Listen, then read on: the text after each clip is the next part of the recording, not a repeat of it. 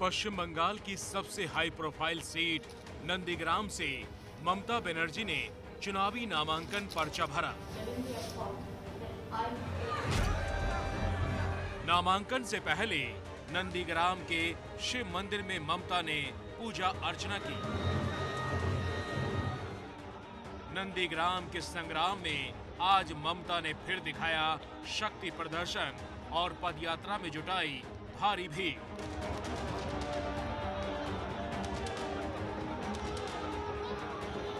ये नंदीग्राम के संग्राम में ममता बनर्जी का रण है।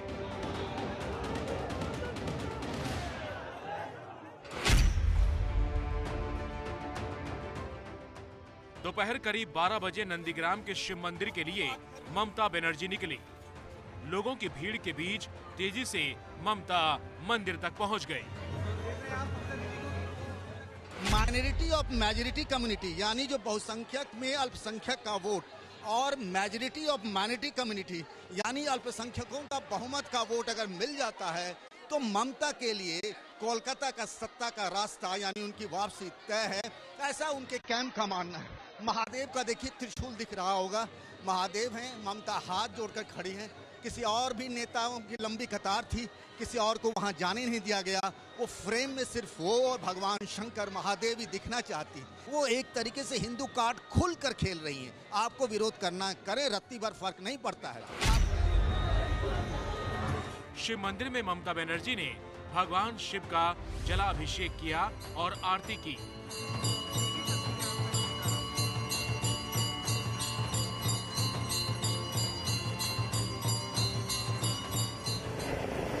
इसके बाद ममता बनर्जी का हेलीकॉप्टर धूल उड़ाता हुआ नंदीग्राम से हल्दिया के लिए निकल गया। थोड़ी ही देर में हल्दिया पहुंचकर ममता बनर्जी ने यहां शुरू कर दिया रोड शो। रोड शो करीब 1 किलोमीटर का रखा गया था। ममता आगे चलती रही और भीड़ जुटती रही। नंदीग्राम से हल्दिया पहुंचने के बाद यही यानी कि मंजूश्री मोड़ से मुख्यमंत्री ममता बनर्जी और सबसे बड़ा सीट है इस बार बंगाल विधानसभा चुनाव में नंदीग्राम, आमने सामने है ममता बनर्जी और शुभेंदु अधिकारी। इस बार इस लड़ाई को बैटल रॉयल कहा जा रहा है, इस बैटल ऑफ नंदीग्राम को। सूत्रों के मुताबिक ममता के नामांकन का शुभ मुहूर्त 1 से 3 बजे के बीच का था और करीब दोपहर 2 बजे ममता बनर्जी हल्दिया में नामांकन करने दफ्तर पहुंच गई।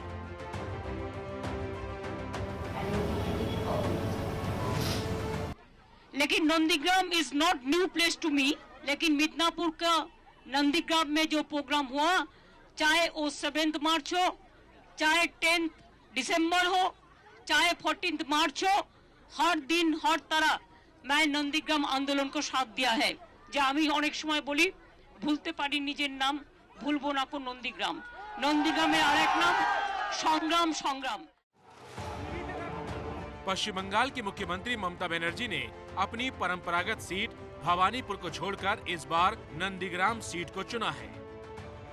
कल उन्होंने नंदीग्राम की जनता से इस पर सवाल भी किया और बताया भी कि नंदीग्राम से कैसे जुड़ी रहेंगी।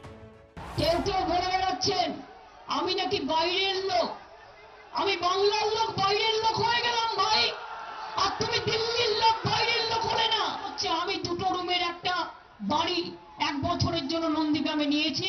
আমি 3 মাস অন্তর অন্তর আসবো। আমাকে 1 বছরের জন্য আমি ভাড়া নিয়েছি। মনে রাখবেন, আমি যদি কথা দিই, কথা রাখাটা আমার কথা। इससे पहले कल ममता बनर्जी ने नंदीग्राम में एक बड़ी रैली की थी। यहाँ भी बीजेपी को हिंदू कार्ड पर खूब घेरा। তাই বেছে নিয়েছি নন্দীগ্রাম, কেন জানেন? इसके बाद ममता बनर्जी नंदीग्राम के जानकी मंदिर गई और पूजा अर्चना की। बाद में एक दरगाह पर जाकर दुआ भी मांगी। रात को ममता की एक और तस्वीर आई जिसमें ममता एक चाय की दुकान पर चाय बनाती दिखी और कप में चाय परोसी भी, लोगों को बांटी भी। नंदीग्राम ममता बनर्जी की एंट्री के बाद बंगाल की सबसे चर्चित सीट बन गई है। यहाँ पर दूसरे चरण के चुनाव यानी 1 अप्रैल को मतदान होंगे और कल ममता बनर्जी ने मंच से कहा कि 1 अप्रैल को जनता बीजेपी को अप्रैल फूल बनाएगी। এখানে ভোট আছে 1 এপ্রিল, তাই তো? ওদের এপ্রিল ফুল করে দেবেন। টাকা দিলে টাকাটা কি করতে হয় আপনারা জানেন, কিন্তু ভোটের বাক্সে এপ্রিল ফুল করে দেবেন। কিন্তু 1 এপ্রিল নন্দীগ্রামে খেলা হবে, ভয় দেখালে ভয় পাবেন, টাকা দিলে ভোট দেবেন, তাহলে 1 এপ্রিল খেলা হবে, খেলা হবে। लेकिन ये तो 2 मई को नतीजे के दिन ही पता चलेगा कि बंगाल में कौन अप्रैल फूल बनेगा और क्या बीजेपी के कमल का फूल खिलेगा। बंगाल के चुनावी महाभारत के कुरुक्षेत्र यहाँ से लगभग 1.5 घंटे की दूरी पर है और इस चुनावी महाभारत के सबसे बड़े दो जो चरित्र हैं, एक ममता बनर्जी और दूसरा शुभेंदु अधिकारी। उनमें से एक ममता बनर्जी आज यही अपनी नामांकन भर दी है और शुभेंदु अधिकारी 12 तारीख को यही यानी कि हल्दिया में अपने नामांकन भरने वाले हैं और ये नामांकन भरने के बाद शुरू हो जाएगी बंगाल की राजनीति की असली खेल। कैमरामैन राजेंद्र सिंह के साथ कुंतल चक्रवर्ती, एबीपी न्यूज, हल्दिया। तो जैसा आपसे कहा था, ये मेगा कवरेज है पश्चिम बंगाल में। अब पूरा का पूरा मामला शिफ्ट हो गया है हिंदूवाद पर। कौन बड़ा हिंदू, कौन बढ़िया पाठ कर सकता है, कौन ज्यादा मंदिरों के दर्शन कर सकता है। इस वक्त आपको स्क्रीन पर बीजेपी के राष्ट्रीय प्रवक्ता डॉक्टर संबित पात्रा नजर आ रहे हैं। कुछ ही देर में राहुल चक्रवर्ती भी हमारे साथ टीएमसी के समर्थक जुड़ने वाले हैं। स्वागत है आपका डॉक्टर संबित। और पंकज मेरे सहयोगी नंदीग्राम से मौजूद है। मनोज्ञा लोईवाल जो कौन बनेगा मुख्यमंत्री, हर एक इलाके में पश्चिम बंगाल के जाकर जनता के बीच ये सवाल पूछ रही हैं, वो भी जनता के बीच मौजूद है और नंदीग्राम से मौजूद है। मनोज्ञा, क्या कह रही है जनता इस मंदिर दर्शन पर, चंडी पाठ पर, जय श्री राम पर?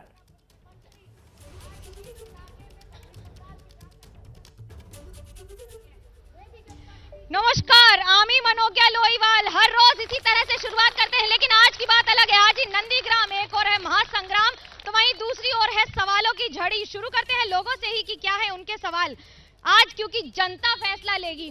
मुख्यमंत्री आज उम्मीदवार बनकर आई हैं नंदीग्राम में, क्या सवाल है आपका? दीदी तो हिंदू बोल रहा है, लेकिन नमाज भी पढ़ रहा है, चोटी पिन के मुंह में पूजा भी दे रहा है। इसका मुझे समझ में नहीं आ रहा है, क्या वार्ता देने जा रहा है। जनता खुद भी कंफ्यूज है कि आखिरकार हो क्या रहा है, क्या सवाल? हम बोल रहा है शुभेंदु बाबू, जो आप बोल रहा है वो पार्टी का अंदर जब रहता है वो क्यों नहीं पूछता है यही सब।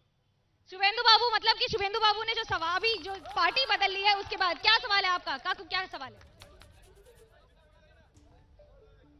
2014 साले जब मोदी जी क्षमता में गोदी में कुर्सी में बैठा है, उस दिन गैस का दाम 410 प्लस थे और आप आज के दिन वो द्विगुण से ज्यादा है। दुगने से ज्यादा हो गए गैस के दाम, लेकिन इनका पहनावा नहीं बदला है। इनकी खासियत ये है, नंदीग्राम के लोगों की खासियत, इनके लिए भी तालियां हो जाए, धोती कुर्ता नहीं बदला है पश्चिम बंगाल में अपने अंदाज में। क्या सवाल है आपका?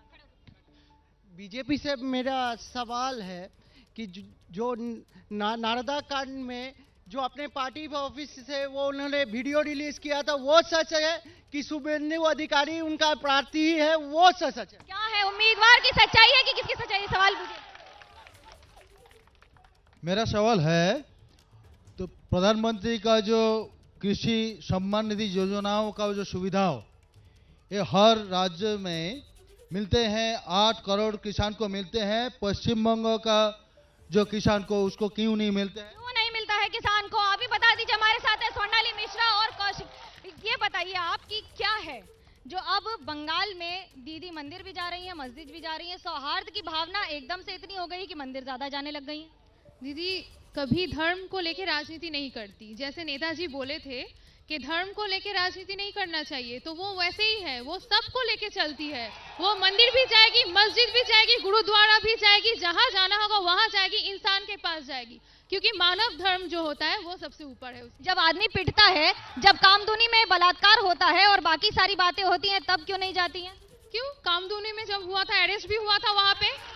जब आप देखिए ना हाथरस में क्या हो रहा है, हाथरस नहीं, बंगाल की बात करिए। बंगाल की बात कर रहे हैं, जहां जहां ऐसा देखा गया वहां पे मैंने क्विक एक्शन लिया गया, वहां के पुलिस जाके वहां पे अरेस्ट किए एक दिन में अरेस्ट किए। बाकी सारे सवाल झूठे हैं फिर जो आप आरोप लगाती हैं कि बंगाल में ये दिक्कत है वो दिक्कत है। गैस के दाम बता दी। 2014 से लेकर आज तक हमारे यशस्वी माननीय नरेंद्र मोदी जी ने जितनी योजनाएं की है गरीबों के लिए, इस देश के लिए, वो सारे योजना आपको दिखते नहीं हैं। आपको गैस के दाम दिखते हैं? जनता गैस के दाम के पैसे दे रही है। बिल्कुल दे रही है। उसमें एक साल विश्वव्यापी महामारी भी गई है, जहाँ पे विश्व के बहुत स्ट्रॉन्ग नेशंस उनकी कोविड के लिए तो पूरा विश्व देख रहा है, बंगाल भी देख रहा है, आंध्र प्रदेश भी देख रहा है, उत्तर प्रदेश भी देख रहा है। अगर आपको इतने सारे योजनाएं चलाने होते हैं लोगों की, गरीबों के लिए, भलाई के लिए, चाहे वो जनधन योजना हो या आवास योजना हो, सारे गांव में जो इलेक्ट्रिफिकेशन का काम चल रहा है जी आप मुझे बता दीजिए, आपको दीदी के मंदिर जाने से क्या दिक्कत है? वो तो पिछले कई दशकों से अपने घर पर काली पूजा के दिन यानी दिवाली के दिन व्रत करके पूजा करती है, तब नहीं दिखा, आज दिख रहा है। नहीं, दिक्कत दीदी के मंदिर जाने से नहीं है, लेकिन आज वो दिखा के मंदिर क्यों जा रही है? धर्म, जब वो खुद बोलती है कि धर्म अपना अपना होता है और त्योहार सबका होता है, तो उनको दिखाने की जरूरत नहीं, वो घर में ही पूजा करे ना, घर में ही पूजा करें। लेकिन इसमें कितनी सच्चाई है और ये किस तरह से राजनीति आगे बढ़ रही है? दरअसल दिलचस्प बात यह है कि पहले जितने मंदिर जाते थे अब उससे कहीं ज्यादा जा रहे हैं कि नहीं, इसके आंकड़े मिलना मुश्किल है, लेकिन दिखाई ज्यादा दे रहा है, इसलिए सवाल भी ज्यादा उठ रहे हैं। चलते हैं रूबिका के पास स्टूडियो पे। मनोज्ञा, जनता जानती है और ये पब्लिक है, ये वाकई सब कुछ पहचानती है। आप हमारे साथ बनी रहिएगा, यहाँ संबित पात्रा भी बने हुए हैं, अब से कुछ ही देर में हमारे राहुल चक्रवर्ती भी जुड़ जाएंगे, उनका इंतजार हम कर रहे हैं। लेकिन संबित, ऐसा क्या आपने पश्चिम बंगाल की जनता के बीच में मंजर खड़ा कर दिया कि दीदी दर्शन करती हुई दिखाई दे रही हैं? आप लोग तो कह रहे थे सोनार बांग्ला, लेकिन यहाँ तो हिंदू मानुष पर लड़ाई आ गई है। देखिए रूबिका जी, आपको और मनोज्ञा लोहीवाल दोनों को ही नमस्कार, आपके दर्शकों को नमस्कार, और सबसे पहले नंदीग्राम के जो व्यूअर्स यहाँ बैठे हैं और सुन रहे हैं हमें, उनको भी नमस्कार। देखिए, ये तो बहुत बड़ा विषय है, जहाँ तक चंडी पाठ करने का विषय है, जहाँ तक मंदिरों में जाके पूजा करने का विषय है, मैं तो 2 दिन से राहुल गांधी जी को याद कर रहा हूँ। ठीक इसी प्रकार का माहौल आप याद करिए 2019 के चुनाव से पहले राहुल गांधी जी का था। किस प्रकार वो मंदिर जा रहे थे, अचानक रातों रात चिता चैतन्य लगाकर भस्म विभूषित लेप होकर राहुल गांधी जी शिव भक्त बन गए थे। याद करिए किस प्रकार राहुल गांधी ने अचानक अपने कोट के ऊपर जनेऊ धारण कर लिया था और सुरजेवाला जी ने प्रेस कॉन्फ्रेंस करके कहा था ऐसे वैसे हिंदू नहीं है राहुल गांधी, वो जनेऊधारी हिंदू हैं। ठीक उसी प्रकार आज ममता बनर्जी, वही ममता बनर्जी जो आज से 2 साल पहले दुर्गा पूजा के विसर्जन पर रोक लगा रही थी, और एक बार नहीं 2 बार उन्होंने रोक लगाया, मुहर्रम के लिए रोक लगाया और फटकार उनको हाईकोर्ट का पड़ा, तब जाके उनको विसर्जन के लिए तारीख खोलने पड़े। वही ममता बनर्जी जो कुछ गांवों में सरस्वती पूजा की परमिशन नहीं दे रही थी, वही ममता बनर्जी जो जय श्री राम सुनते ही पता नहीं कहां अपना आपा खो बैठती है, वही ममता बनर्जी अचानक आज आरती करने लगी है, वही ममता बनर्जी अचानक चंडी पाठ करने लगी है।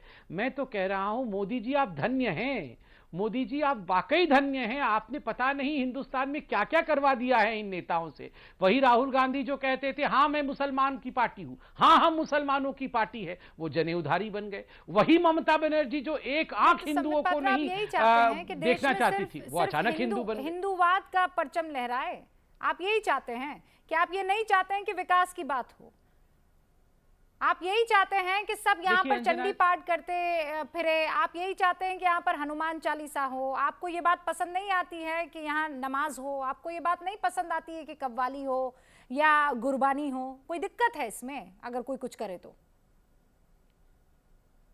रूबिका जी मुझे पता है आज आप डेविल्स एडवोकेट बनकर भी हमें पूछेंगे, मगर मुझे लगता है आज हमें उत्तर देना चाहिए। पहली बात है, चुनाव हिंदुस्तान के किसी भी राज्य में हो, नीति और रीति दोनों महत्वपूर्ण है। नीतियां जो पॉलिसीज गवर्नमेंट की रही है, क्या हम पक्का घर दे पाए हैं? 60 लाख से अधिक मोदी जी ने शौचालय दिया है, 4 लाख से अधिक लोगों को किस प्रकार से मुफ्त बिजली मुहैया कराया है, 32 लाख से अधिक लोगों को पक्का मकान और 90 लाख से अधिक लोगों को गैस मुहैया कराया है। ब्रिगेड ग्राउंड में मोदी जी ने इन तमाम आंकड़ों को रखा है, मगर रीति भी महत्वपूर्ण है।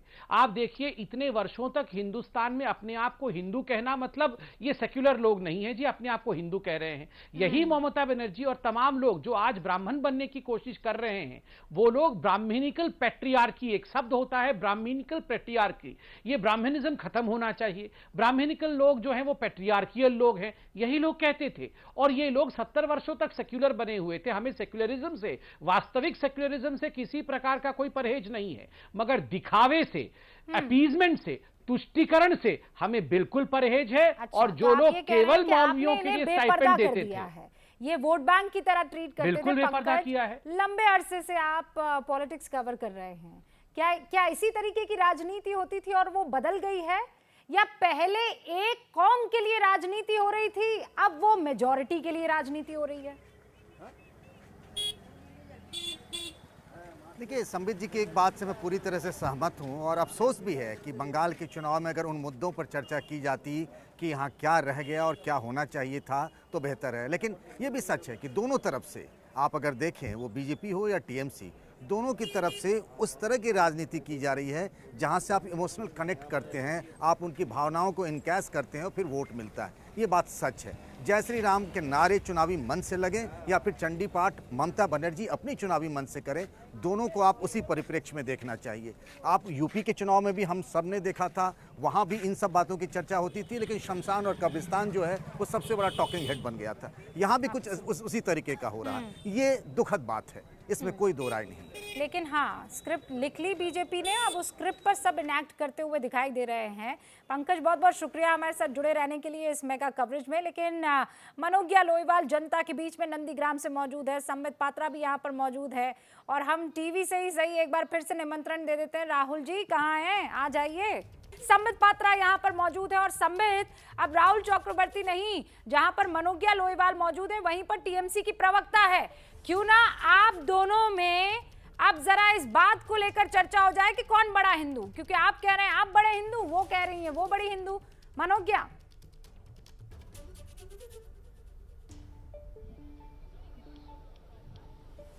जी बिल्कुल, हमारे साथ है स्वर्णाली मिश्रा, तृणमूल कांग्रेस से है, उन्हीं से पूछ लेते हैं कौन बड़ा हिंदू है, मुख्यमंत्री ममता बनर्जी या बीजेपी? देखिए, हम तो पहले ही बोले आपको कि हम लोगों के बंगाल में धर्म से ज़्यादा मानविक जो होता है उसको ज़्यादा प्रायोरिटी मिलता है, इंसान के साथ जो होता है उसको ज़्यादा प्रायोरिटी मिलता है। इंसान में भी तो धर्म होता है, तब क्यों याद आता है चुनाव के समय? दुर्गा पूजा तो अपनी जगह है, बाकी सब समय आप भूल जाते हैं। तब दुर्गा पूजा का विसर्जन करवाने के लिए कोर्ट में जाना पड़ता है इसी जनता को।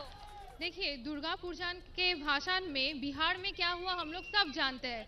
किसने पीठ? बिहार का सबसे बड़ा उत्सव छठ पूजा है, बंगाल का सबसे बड़ा उत्सव दुर्गा पूजा है, जिसमें विसर्जन की अनुमति के लिए खुद पूजा पंडालों को जाना पड़ा था हाई कोर्ट। सरकार क्या कर रही थी? दीदी तो रेड रोड में शो कराती है, आप जानते हैं कार्निवल होता है दुर्गा पूजा का। दीदी 50,000 करके हर पाड़ा के क्लब में दी है, दुर्गा पूजा जाते हो। कोरोना की कह रही है हमारे लिए इंसानियत सबसे बड़ी है। बता दीजिए, आपको पता है वो कह रही है हिंदू मुस्लिम सिख ईसाई नहीं, हमारे लिए इंसानियत सबसे बड़ी है। क्लब तो न्यूट्रल होता है, क्लब सब चलाता है, इंसान चलाता है। देखिए, ये पहले बोल लें पूरा। ओके स्वर्णिमा, रुक जाइए, के लिए उन्नति के लिए है क्लब, और ये बंगाल में हर व्यक्ति जानता है कि क्लब किसके पास होते हैं। मनोज्ञा बस वहीं पर मौजूद रहिए। स्वर्णाली कह रही हैं कि इंसानियत सबसे बड़ी है। संबित पात्रा,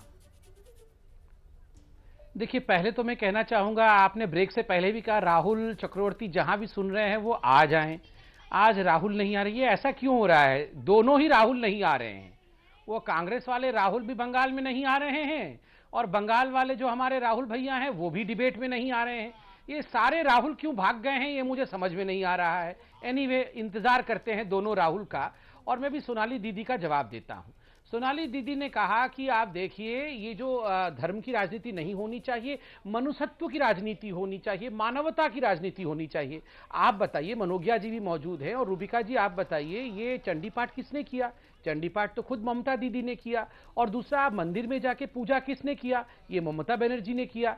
तो हमने उनको कहा था करने के लिए। देखिए, आपको समझना होगा, यही ममता बनर्जी और यही तमाम लीडर जो पहले मंदिर जाने से चुपके चुपके जाते होंगे भले ही, मगर कभी भी ये दिखाते नहीं थे कि वो मंदिर जाते हैं। और मैं खुद कलकत्ता में, मेरे आधे दर्जन से अधिक रिश्तेदार रहते हैं, और मैं हर 2-1 महीने में कलकत्ता जरूर जाता हूं, और कलकत्ता के लोग भी जगन्नाथ भगवान को बहुत मानते हैं। वहां पर आप हर लक्ष्मी पूजा होता है, सरस्वती पूजा होता है। मैं पूरा कर लूं, मैं पूरा कर लूं दीदी, ऐसे चिल्लाना अच्छी बात नहीं है। देखिए, मैं पहले कलकत्ता में हर चौराहे पे देखता था कि एक ही पोस्टर लगा रहता था, ममता बनर्जी हिजाब पहन करके नमाज पढ़ रही है। हर जगह हिजाब पहन करके एक ही तस्वीर, ऐसी हिजाब था, बुराई नहीं है उसमें, मगर मैंने कभी नहीं देखा कि उतना ही जो है दुर्गा पूजा का उनका तस्वीर लगता है। नंदीग्राम की जनता है हमारे साथ, इतिहास रचा है इस जनता ने कई बार, 2007 और इस बार 2021 में भी। क्या सवाल है आपका? जो करप्टेड लीडर को बीजेपी ने अपने दल पर लेकर सोनार बंगाल गढ़ने चाहता है, वो तो करप्टेड है, उसको लेकर कैसे सोनार बंगाल कैसे बनेगा सोनार बंगाल? एक्चुअली मेरे को बात है, ममता बनर्जी जय श्री राम बोलने के लिए क्यों डरता है? डरते क्यों है? हमारा बात है, हमारा जो पड़ोसी राज्य है उसके से हमारा बांग्ला में विद्युत का बिल 2 गुना किस लिए है? विद्युत का दाम क्यों है? बीजेपी का एक ही बात है, हिंदू और हिंदी, इस दूसरा बात नहीं है, दूसरा काम नहीं हुआ। दूसरा काम नहीं है क्या? विकास की बात करेंगे कब सवाल? मेरा बात है, जो बोल रहा है बीजेपी दीदी के साथ बात कर रहे हैं, जो बोल रहा है जो 700 काल में कुछ काम नहीं आता है। आज हम मेरा पेपर में देखा है, जो भिलोर में जाके काम कर रहा है, वेल्लोर में भी काम कर रहा है, झूठी बात कह रहे हैं। बीजेपी से ही सवाल करते हैं, पहले टीएमसी से पूछते हैं कि दीदी नंदीग्राम में हो या फिर बंगाल में, जय श्री राम से डरती क्यों हैं? और बाकी दूसरा सवाल कि क्या बाकी सारे मुद्दे खो गए हैं जो सिर्फ इसी सब पे बात हो रही है?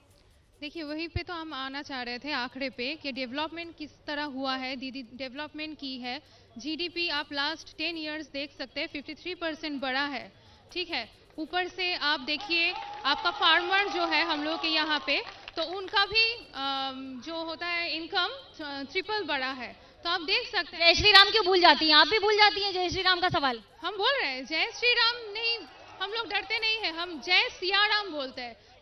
श्री और सिया का अंतर आप बता दीजिए। ये तो किताबों में लिखा है, पुराणों में लिखा है, श्री और सिया का अब अंतर क्या तृणमूल कांग्रेस सिखाएगी? देखिए, सिया राम हम लोग बोलते हैं ना, जय सिया राम चंद्र की जय, तो सिया राम तो आता ही था पहले से। हम लोग सीता को आगे रखते हैं क्योंकि हम लोग का बंगाल। श्री राम बोलने से सीता पीछे हो जाएंगी। सिया राम बोलेंगे तो सीता आगे हैं, श्री राम बोलेंगे तो सीता पिछड़ गई। हम लोग बोल रहे हैं कि धर्म को धर्म की जगह रखो। जब आप राजनीति में उतर रहे हो तो धर्म को यूज मत करो, आप उन्नयन के दिक में चलो। अच्छा, आप इफ्तार मनाइए तो ठीक है, लेकिन आप अगर जय श्री राम बोले तो गलत है। मैं यहाँ मानव धर्म को लेके थोड़ा बोलना चाहती हूँ। ये जो मेरे को पैनलिस्ट बोले कि हम मानव धर्म में विश्वास करते हैं, तो बंगाल जो स्वामी विवेकानंद की पुण्य जन्मभूमि है, वो सारे विश्व में सनातन धर्म की इम्पोर्टेंस जो है वो दिखाए है। तो वो हमारे देश में, अब देश की बात तो हो गई। आप मुझे ये बताइए, क्या बीजेपी के पास मुद्दा नहीं है कि राम जी, हनुमान जी, शिव जी को लेके बंगाल आ जाते हैं? विकास नहीं किया आपने? विकास नहीं। 2014 से हमारे माननीय प्रधानमंत्री जितनी योजनाएं चलाए हैं गरीबों के लिए, अमीरों के लिए तो नहीं चलाए हैं। आज तक किसी ने शौचालय के बारे में नहीं सोचा था, किसी ने हमारे देश के नागरिक को बैंक खाते से जोड़ने के बारे में नहीं सोचा था। लेकिन मैं फिर से बोलूंगी, स्वामी विवेकानंद की भूमि में कोई गुजरात से, पंजाब से, यूपी से आने वाला बहिरागत तो कैसे हो? अच्छा, एक आखिरी सवाल, तृणमूल कांग्रेस से जब दागी विधायक और मंत्री और बाकी नेतृत्व आ जाए तो ठीक है, तब बीजेपी साफ है? नहीं, बिल्कुल नहीं। अगर तृणमूल कांग्रेस में जब वो थे तब ठीक थे क्या? ये तो कोर्ट में है, तो कभी किसी ने, भाजपा ने ये नहीं बोला है कि यही राजनीतिक और राजनीति के से जुड़े लोगों की खासियत होती है। जहां मामला हाथ से निकला, अदालत ले गए कि अब ये मामला कोर्ट में है। फिलहाल चलते हैं दिल्ली रूबिका के पास। Thank you Manogya. हमारे साथ राहुल चक्रवर्ती और संबित पात्रा दोनों इस वक्त यहाँ पर मौजूद है। संबित पात्रा राष्ट्रीय प्रवक्ता हैं बीजेपी के और राजनीतिक विश्लेषक के तौर पर राहुल चक्रवर्ती यहाँ पर जुड़ गए हैं। राहुल जी, क्या हो रहा है? ये ममता बनर्जी चंडी पाठ कर रही हैं, मंदिर मंदिर जा रही हैं और संबित पात्रा खुश हो रहे हैं कि अब तक इफ्तार पार्टी दिया करती थी, चलिए अब चंडी पाठ ही कर रही हैं, दुनिया के सामने कर रही हैं अब। अच्छा रुबिका जी, हमको बताइए इस पर बुराई क्या है? अगर ममता जी चंडी पाठ कर रही है तो कर रही है, इसमें प्रॉब्लम क्या है? संबित पात्रा जी के इसमें खुश होने के भी क्या है, दुख लगने की क्या है? हम तो लग रहा है जैसे दुख लग रहा है उनको। अगर ममता जी ने चंडी पाठ करी है उसको करने का पूरा हक है, ममता बनर्जी नाम है। अब मैं राहुल चक्रवर्ती हूं, इसके लिए किसी से परिचय लेने का दरकार नहीं है, कोई हमारा आइडेंटिटी स्टैब्लिश नहीं कर देगा। ये हिंदुत्व तो मैं भाजपा से सीखना नहीं चाहता हूं, हम हिंदू है तो नाम से पता चलता है। आप मत सिखाइए डॉक्टर पात्रा, बंगाल में जो रह रहे हैं हिंदुत्व जो है या धर्म से, डॉक्टर पात्रा आप ना सिखाइए चक्रवर्ती साहब को और बनर्जी जी को। रुबिका जी, आज बहुत दिनों बाद एक अच्छा मौका मिला है। मैंने आपका और राहुल दा का एक बड़ा अच्छा वायरल वीडियो देखा था, जिसमें राहुल दा आपको कह रहे थे सलाम वालेकुम और आपने कह दिया पलट के जय श्री राम। तो वो जय श्री राम कहने के लिए तैयार ही नहीं हुए, बार बार सलाम वालेकुम कहते जाए और आप कहीं जय श्री राम, और वो जय श्री राम कहने को ही तैयार नहीं हुए। तो देखिए, इसी को कहते हैं कि ये आप याद करिए, वो वीडियो बड़ा वायरल हुआ था, अब लोग भूल गए होंगे शायद। मैं जनता से अपील करूंगा कि उस वीडियो को पुनः डाला जाए, ताकि ये वो वीडियो एकदम बिल्कुल एग्जाम्पल है तृणमूल कांग्रेस का जो सेक्युलर, तथाकथित सेक्युलर चरित्र का एग्जाम्पल है। मैं कहता हूं कि आप नमाज पढ़िए, बिल्कुल पढ़िए। सर मैं जय श्री राम अभी भी बोल सकता हूं। सर मैं आपके बीच में एक सेकंड भाई साहब एक सेकंड मैं कंप्लीट कर लूं, उसके बाद आप बोलिएगा। एक सेकंड मैं कंप्लीट करूं। मैं तथ्य बोल रहा हूं, वो वीडियो आज भी लोगों के पास मौजूद है। और देखिए, मैं मानता हूं कि सलाम वालेकुम कहने में कोई बुराई नहीं है, मगर जो गुरेज उस समय आप जय श्री राम करने में दिखा रहे थे, अच्छी बात है कि जैसे ही चुनाव की तारीख की घोषणा हो गई, अब आप चिल्ला चिल्ला के कह रहे हैं मैं तैयार हूं, मैं जय श्री राम कहने के लिए तैयार हूं। ठीक वही परिस्थिति ममता दीदी के साथ हुआ है। पहले वो हिजाब पहनकर केवल और केवल नमाज पढ़ती थी और चुपके से भी दिखाने की कोशिश नहीं करती थी कि मैं मंदिर जा रही हूं, मैं चंडी पाठ भी कर सकती हूं, मगर आज वो पब्लिकली ये सब कह रही है। ठीक है, अच्छी, हम दुखी बिल्कुल नहीं है, मगर याद करिए राहुल गांधी की भी यही हालत थी। बंद कमरे में कहते थे हाँ हम मुसलमानों की पार्टी हैं, और जैसे ही कमरा खुलता था 2019 के चुनाव से पहले, लाओ मेरा चंदन लाओ, टीका लगाओ, मेरा जनेऊ जल्दी से कोट के ऊपर पहनाओ। हड़बड़ी में कोट के ऊपर जनेऊ पहन करके वो जनेऊधारी हिंदू बने थे। क्या हालत हुआ 19? आप मौसमी हिंदू बनने की कोशिश कर रहे हैं राहुल चक्रवर्ती, मौसमी हिंदू। रुबिका जी, हमारा इसमें बात कहने क्या है, आप जिस दिन मैं सलाम वालेकुम बोले थे, आपने उसका जवाब दिया, उसका बाद आपने कहा जय श्री राम या आपने कहा नमस्कार, जो भी कहिए, हमको आज भी, पहले भी नहीं था, आज भी इतराज नहीं है जय श्री राम कहने के लिए। मैं कह रहा हूं जहां पे पॉलिटिकल प्रोग्राम हो रहा है, जहां पे राजनीतिक सम्मेलन हो रहा है, वहां जाके जैसे जय श्री राम कहना भी शोभा नहीं देता, वैसे नारायणी तकदीर बोलना भी शोभा नहीं देता। चंडी पाठ कर सकते हैं, कोई प्रॉब्लम नहीं है। जय श्री राम भी बोल सकता है, अस्सलाम वालेकुम भी बोल सकता है, चंडी पाठ कर सकते हैं। जरूर। अब उनको संबित भाई को कोई पता ही नहीं है, जो ममता बनर्जी मुझे नहीं पता, संबित पात्रा को पता है, नहीं पता है। अभी टेस्ट कर लेते हैं ना, कौन बड़ा हिंदू भाई। चक्रवर्ती जी, चंडी पाठ कर सकते हैं। सुनिए, हमारा अच्छा मित्र है, सुनिए, जरूर कर सकते हैं, कोई क्यों? अरे भाई, हमका नाम से पता चलता हम हिंदू है, इस पे क्या संबित भाई से हमारा क्या लेना पड़ेगा ठेका? भाई आप लोग हिंदुत्व के एजेंसी लेकर रखा है, आपको हिंदू होने के लिए संबित भाई का दल से आपको परमिशन लेना पड़ेगा। तो 3 लाइनें बोल दीजिए चंडी पाठ की, 3 लाइनें बोल दीजिए। मैंने कोई ठेका नहीं बांटा है। सीधा बात यह है, धर्म का नाम पे राजनीति नहीं होना चाहिए, नहीं होना जो कि बंगाल में नहीं मुझे नहीं आता है चंडी पाठ, मुझे सिखा दीजिए। 3 लाइनें बोल होना चाहिए ना, बंगाल में होता है। चक्रवर्ती जी 3 लाइनें बोल दीजिए। ये एजेंसी तो मैं ना कोई सर्टिफिकेट नहीं बांट रही हूँ, मैं सिर्फ ये कह रही हूँ 3 लाइनें बोल दीजिए चंडी पाठ की। जैसे आप अस्सलाम वालेकुम इतना फख्र से कहते हैं, अच्छी बात है, मुझे पसंद है। बोलने का कोई अवश्य, मैं कह रही हूँ 3 लाइनें बोल दीजिए। सुनिए, अस्सलाम वालेकुम कहना आप तो अस्सलाम वालेकुम को दुस्ता हिसाब से बोल रहे हैं। हमने कहा था भगवान का आशीर्वाद आपका ऊपर हर वक्त रहे, आप उसका अल्लाह का शुक्र है, अल्हम्दुलिल्लाह, अच्छी बात है, बहुत माशाल्लाह, बहुत बढ़िया बात आपने की। मैं कह रही हूँ चंडी पाठ मुझे सीखनी है, 2 लाइनें सिखा दीजिए। क्या बुराई है? अरे 2 लाइनें मुझे सिखा दीजिए ना भाई, आप मुझे 2 लाइनें चंडी पाठ की सुना दीजिए। हम तो सिखा दीजिए, सुनाइए भी मत, सिखा दीजिए। आप ये जो कह रहा है, इसका मतलब आपका यह कहने से कोई बू आ रहा है। जो आप विभाजन का राजनीति करना चाह रहे हैं। मैं नहीं कर रही हूँ विभाजन की राजनीति। नहीं करना। अरे भाई एक रूबिका लियाकत चंडी पाठ सीखना चाह रही है, ये विभाजन कहाँ है? नहीं, ये तो भारतीयता है ना। मैं कह रही हूँ सिखा दीजिए। सीखिए, जहाँ सीखना जगह सीखिए। आप नहीं सिखाएंगे। मेरा बात फिर से दोहरा रहे हैं हम। आप मेरा बात नहीं सुन रहे हैं। अस्सलाम वालेकुम जब किसी से पहले बात होता है या भेंट होता है तब कोई दिक्कत नहीं भाई, मैं तो खुश होंगी ना। या जय श्री राम या नमस्कार, मैं तो खुश होंगी ना। तो उसमें क्या है? मैं उस बात पर खुश होंगी। अरे मैं ये मैं कह रही हूँ आपको आता है कि नहीं आता? आप कह रहे हैं कि सर्टिफिकेट देने की जरूरत नहीं है। आप कह रहे हैं ना सर्टिफिकेट नहीं देने की जरूरत है, तो मैं आपसे कह रही हूँ पढ़ दीजिए। जो लोग कह रहे हैं आपको मौसमी हिंदू, उनका मुंह बंद कर दीजिए ना आप।